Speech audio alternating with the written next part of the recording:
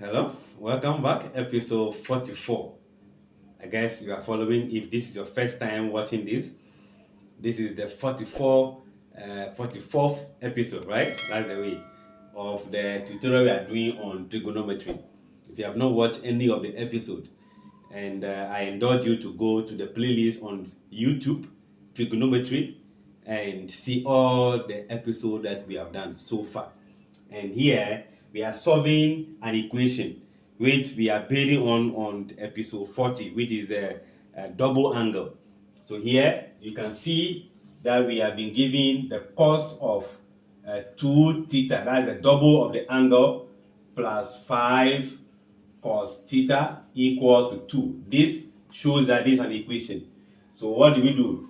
We need to expand this, our double identity. So I can say that the cos 2 theta, I am going to express this. There are three ways we can expand this, but I will use the first one, or the one that contains cos in each expansion. So this become 2 cos square theta minus 1. So that means that the whole of this is now going to be replaced with this. So I am going to write now 2 cos square theta minus 1 plus 5 cos theta equals to what? 2. Fast forward, I am seeing the square here, so 2 cos square theta, 5 cos theta. If this goes here, it becomes plus 1. If it come in, it becomes minus 3. So we have minus 3 equals 0. Cos square. We can't factorize because of the 3. So we let our cos theta equals to x. And that means that the whole of this square is what gives you this. So that means 2x all square plus 5x minus 3 equals 0. Remember, these 2 multiply this will give you minus 6. You find the factors of minus 6. When you add, you get positive. So this being negative means that only one factor will be negative. So preferably the smallest one. So minus 1 and 6. When you multiply, you get the 6, and when you add, you get 5. So meaning, I open bracket x minus 1, open bracket x plus 6 equals to 0.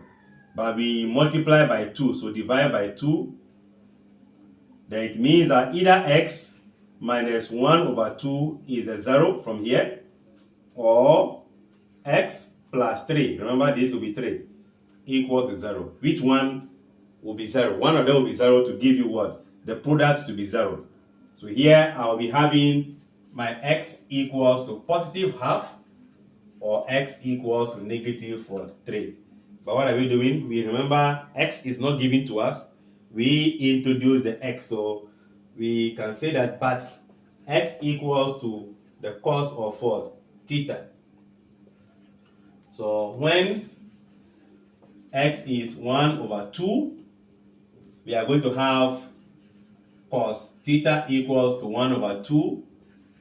Theta equals to the cos inverse over 1 over 2. I seem to be moving fast because this is 44th episode. I've done a lot of episodes which I think will now make you fast at this point that we are.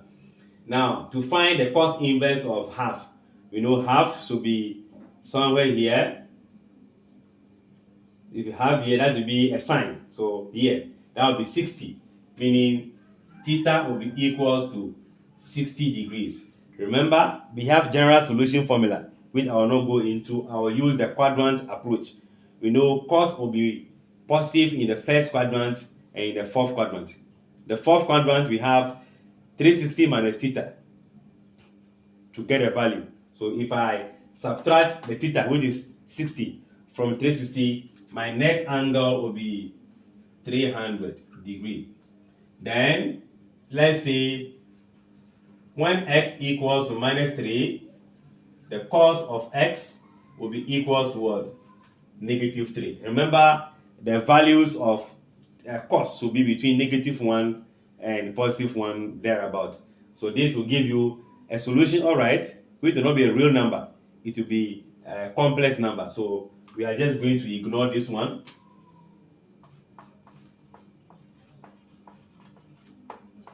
We ignore that and focus only on this. So here, therefore, the value of theta is 60 degrees or 300 degrees. These are the values we can get if that one is ignored.